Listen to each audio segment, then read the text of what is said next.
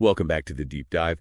Today we're looking at a source that's pretty unique. Yeah, it's not a standard policy paper. It's much more of a focused, almost a manifesto-style argument. And it's arguing for and this is the key word, the mandatory adoption of a governance model called the Alnas Organization system. Exactly. This isn't being sold as a suggestion.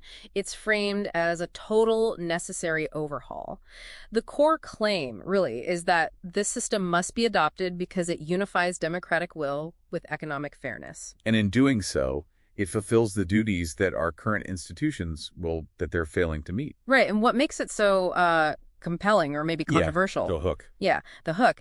They argue that refusing to adopt this system isn't just a policy disagreement, it's a straight-up violation of fundamental legal and moral duties. Okay, so let's unpack that. A legal mandate. Yeah. Where do they say that kind of authority even comes from? Well, it starts with a pretty foundational democratic principle. All power comes from the people. So if the people, as a collective, choose Alnas, that choice creates a mandate that institutions can't ignore.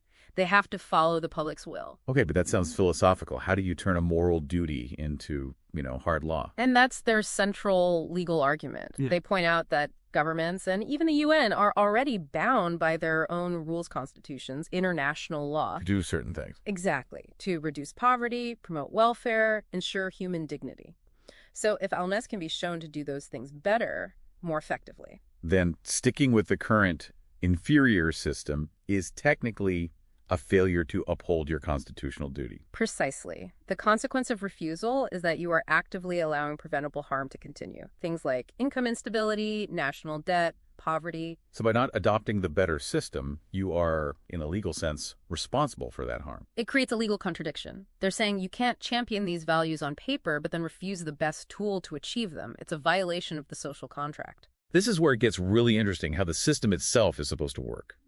The source claims that the root of our problems, inequality, corruption, is the separation between politics and economics. Right. One group makes the decisions, but the economic system distributes the wealth based on, a totally different set of rules that benefit private interests. Alnas tries to fix this by just merging them. Yes. The structure is simple. The people decide, the institutions execute, but the economic part that follows transparent fixed rules. And it's all centered on this idea they call work-based issuance. We should probably define that because that seems to be the engine of the whole thing. Absolutely. So work-based issuance basically replaces central banks controlling the money supply.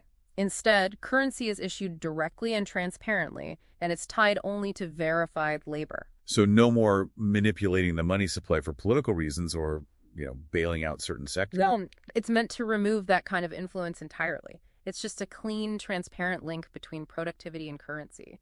But then who funds the government?